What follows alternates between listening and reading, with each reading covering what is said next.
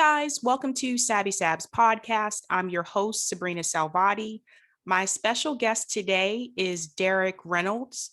He is the founder of Hug a Dad Foundation, and he's running for office for City Council for District 6 in Kansas. Hey, Dereck. Hello, how you doing? Doing well. I got to say, you're the first person I've met that's from Kansas. Well, I live in Kansas now. I'm born and raised in Philadelphia, Oh, but okay. I've been living in Wichita, Kansas since about 2014. Oh, wow. Cool.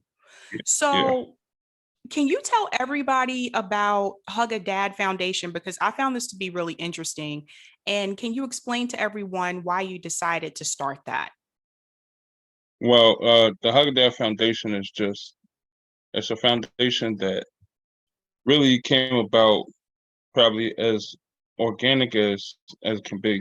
I mean, it just basically started off with me, having feelings about how often I'm able to see my son, and just from watching other cases that you know I see in court, because me and my son's mother, the courts go by alphabetical order, and both of our last names have like our last names that are later down in the alphabet. So towards the end, so we are there for the most of the day, and I see a lot of cases and a lot of fathers get done, ways that I just think are, very, they're just unproductive. And I thought for a while that my situation was really bad, but then I see people going through it worse. And I'm like, man, just to know that somebody got it worse than me and I know how I feel, it's just, just bad. And I just started writing down how I felt, and the organization just grew into a website, and then just I just started learning different things that I need to do, and that's just how the organization became about. And now we're just trying to make it so that everybody is aware that fathers do care about our children. I understand that, maybe in the past that, fathers weren't around as much, but in this generation it's different. A lot of, like breaking generational curses have become a trend for a lot of men now. We talk about that a lot. So all we need to do is capitalize off that. We take that to the next level, we'll have way more fathers in the lives of their children, especially on the next generation. And our next generation upcoming, I feel like we'll be much better off if we capitalize on that. Yep. I'm also noticing too that we're seeing more like dads choosing to stay at home with the kids than like when I was growing up. Yeah, that's what I'm doing right now. Hmm. I've been a stay-at-home dad for the past couple months. Just with the pandemic, and I got some heart issues that I suffer from for the past couple of years. So sometimes it's not always beneficial for me to go out, so I stay at home. I'm home right now with my daughter. My son is next door at his grandmother's house. So you know we trying to break generational curses, changing diapers, feeding babies. I do it all. That's awesome. Now you are also running for city council. What Right. made you decide to do that? The reason why I decided to run for city council is there's a lot of reasons. One reason is because when I was first having my issues with how I felt about the family law system in the state of Kansas, I started contacting the local leaders. So I knew kind of going in that maybe they weren't going to be able to solve the problem, but I thought, since they were leaders, they would be able to assist me, give me direction, maybe give me some advice, give me some motivation, something like that. And a lot of them were just non-responsive, and when they did respond, it was just they blew me off, or it just wasn't what I expected. So that was one thing. It just made me feel like, it's just they aren't doing their jobs, some of them. Mhm. And I would just like to get in that seat and kind of change the perspective of a lot of people, lose faith in politicians. I don't really have that much faith in them neither, but I want to see us start to have more faith in, our local, especially our local elected leaders, because we are closer to the ground. I walk outside right now and just run into, 10, 15 voters. So we need to start to trust our people. Our people need to trust us, and we just need to start to, like you know how sometimes people would say, like a politician had to tell you the things that they've done. I want it to be where it could be a change that you could see. Like in our community, we drive through our community and we see five, boarded up houses. We just know, that's the hood. That's just how it is. But why is it that way? Let's get these houses built up, rebuilt, and let's rebuild these communities and these neighborhoods. And you can't rebuild anything without fatherhood. So that has to come first. And anyone saying that, they want to rebuild communities or help, with police, violence with black people or anything like that. If you're not talking about fatherhood first, then you're not being genuine in what you're saying. So that's what I think I bring to the table. And what makes me different is that whether I win or lose this election, I'm still going to be in the community doing work. So I just figured maybe that'll help me. I can get in office and help in a different way. But even if not, I'm still going to be in the community. So that's just a little bit of what I think. Why I decided to run for office. And what is it like living in your district? Like, what issues would you say are important to African Americans? Well, I feel like our district, our district is very diverse. So, we have a very, very heavy Hispanic community. We have a fairly decent Black community, and we have a fairly decent white community. And to be honest, I only see the white community getting attention. And like I said, you know, we can run off a list of accomplishments. We can do that all day. We can talk about everything that I voted for. I voted for this. I voted for that. But what are you really doing in the community? What are you having any events? Are you reaching out to the community? Are you reaching out to people who look different? Are you going into neighborhoods and just trying to find something to help, find a way to help people? Are we rebuilding the streets and stuff, not just the roads, but the houses and things like that? So that's those are some of the things that I feel like are, just important. But we also have a heavy presence, a heavy homeless problem in my district. And I feel like that needs to be addressed because, you know, um, you just it bothers me to see like people who you assume to be medically ill and they're homeless. I feel like there's no reason for that. So, I feel like that's a problem that we have. If you come off the highway or if you come out of Walmart, there's panhandlers and stuff. We need to come up with some programs or some ways you know, to help these people, get these people up off the streets and, get them at least somewhat back on track with their lives the best way we can. So those are some of the things that I see in my community. And also in my district, it would be the jails, downtown, like Sedgwick County Jail and things like that. I think the juvenile detention center would be in my district, but I want to be able to help those places also. There's different things that I feel like need to be addressed. I feel like they need to be more productive. Like we need to have more programs that inmates have to do stuff instead of just sitting around just rotting away for 5, 10 years not doing anything. Let's get them productive. Let's maybe get them a job. Let's have them interviewing. Let's make them have them do something so that when they do come out, they don't come out just angry and upset and having to start over with nothing. And then we expect them to do good. Let's give them something to start off with at least. Yeah, no, I agree. I talk about this often that oftentimes the prison system is supposed to rehabilitate, but it doesn't rehabilitate people.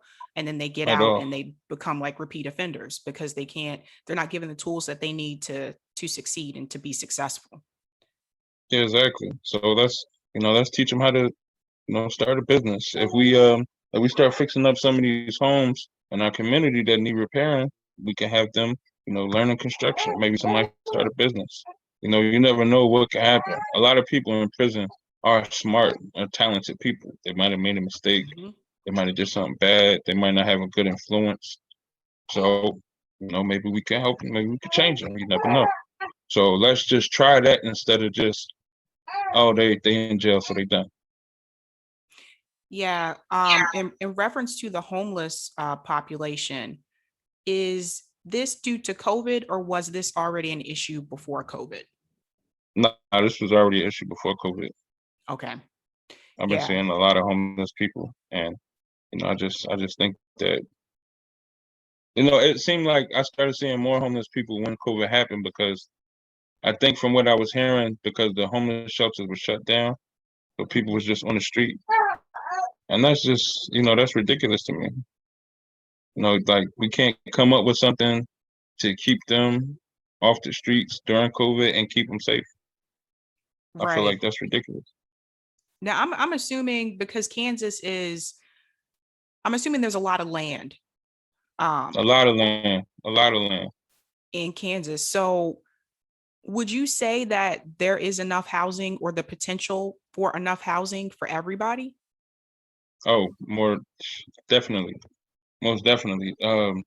And that's another thing. Like we can start working on some agricultural type things. Teaching people how to farm. Maybe we go out there and teach people how to build stuff. Hmm. It's a lot that could be done. There's a lot that can be taught, and it's just like it's not. Like there's no type of movement going on with these things, but people could tell you, like look at this long list of my accomplishments. Look at these things I've done. Look at these things I voted for, but we can't see none of it. Like we have to be told. So I mean, and those things are good also, but we need some tangible results sometimes. Right. I have to ask, as someone who works in education, how would you describe the school system in your district? Well, I'm trying to get into that right now. I mean, I don't really know too much. I've been trying to find a way to get into submit what I feel like I could do, especially as city council. I've written them a letter. I haven't gotten a chance to, email it, pass it out yet, but I'm working on that now. But I feel like one program that I have, I want to introduce a program that I call Career Imagination to schools, where we just show children, different possibilities, different things that you can make money off. Because, even as an adult, I'm pretty sure that we all learn, new ways to make money. We still learning how to manage money, even, as we're grown. So we could start teaching kids now. Like for instance, I didn't learn about welding until I was like 24, but I enjoyed doing it a lot. So imagine if I would have started learning about welding when I was 12 or 13. By the time I'm 25, I could have been, owning my own business or doing something else. You never know. So I want to introduce kids to things earlier so that a lot of times you don't have to go through, this whole searching for yourself thing, or maybe, you get into trouble and then you come home and you find out, oh, I like doing photography and things like that. Let's find out these things early because you can see 5, 10 guys standing on the corner and you never know. You might think that they are bad guys, but you could be looking at movie directors or you could be looking at, scientists or authors or, Mhm. painters. And they might not have just had the opportunity to or the exposure to these different avenues of making money or expressing themselves. So if we offered kids this opportunity early, they can learn that instead of expressing themselves out in the streets. Yeah, no, I agree. As definitely something that needs to improve in the education system, and just like you said, basic life skills, like knowing how to lease an apartment, learning about credit and how important Yeah, credit is. Like that should be taught to kids in high school. Not yeah. when they get into college or after they're done with college and then they're starting to learn about it, or after they've already made mistakes that affect their credit. That should be taught. Always felt like that should be a part of the curriculum. So I definitely hear you But there. I will say that I think that a lot like some things should be taught by parents though. I mean, school is, I mean, we need to change the curriculum for schools, but also I do think that there's value in learning some of these things from, from your father or from your mother. You learn, you to learn, like me, it's interesting to learn how my grandmother managed her money with, Mhm. me and my younger sister back in the 90s, early 2000s. And at some point I had started to work on the railroad. So I had started to make good money. And she would, brag to me about how she made way less and managed her money way better with, having us and, all that. She managed her money way better than me. And I just think that, some of these things need to be taught, you need to experience that with your mother, with your father, those personal things like that.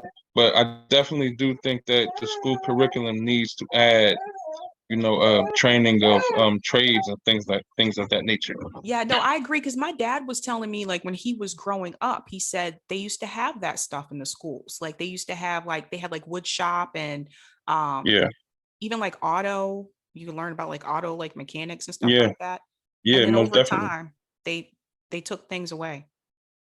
Yeah, like what city are you from? My parents are from Baltimore. Baltimore. Okay, yeah. Hmm. So I'm from Philadelphia, like I said. So my middle school, I went to Ada Lewis Middle School, and I could remember on the first floor there was like these big empty dark rooms that was like kind of boarded up, locked up or whatever.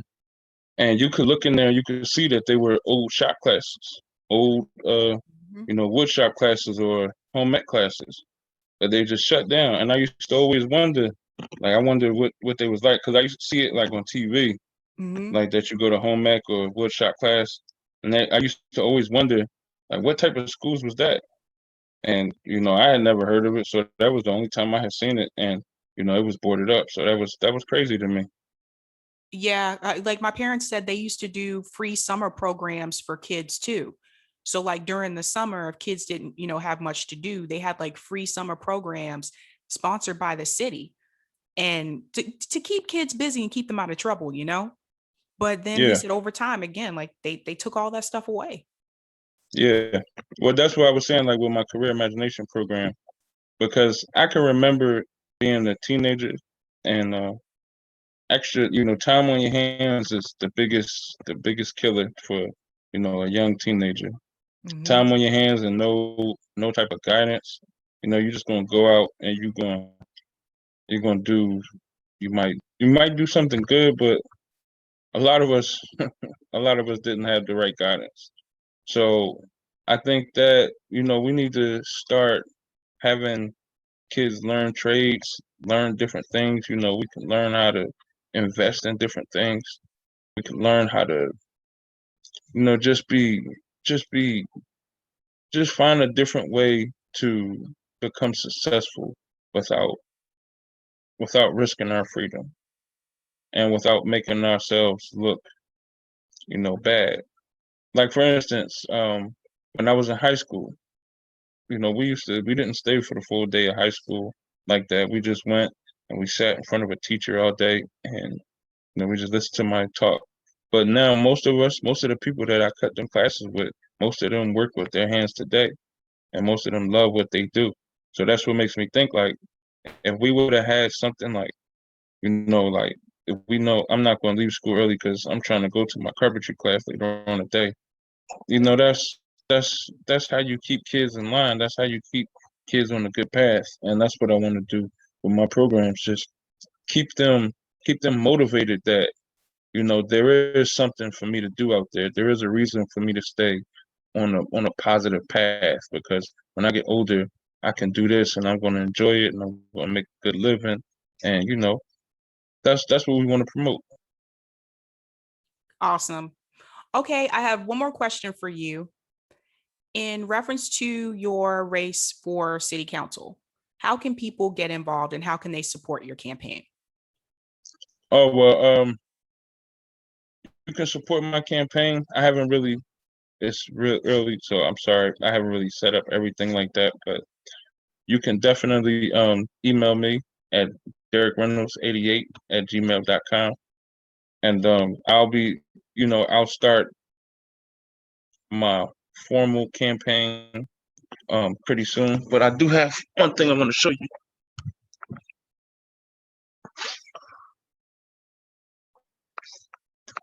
This is my it's just really bad. I have to share it with you because I can't get it to with the lighting. But basically, and my campaign is very early. I'm still learning, but I think the important thing is that we need to bring change, and we need to bring help to our community instead of just looking at things and accepting them, even though we don't like them. We can look at things and we can say, how can we change it? And that's just what I want to promote. Sounds good. Everyone, I'll be sure to put Dereck's email in the link in the description below. Dereck, thanks so much for coming today. Thank you.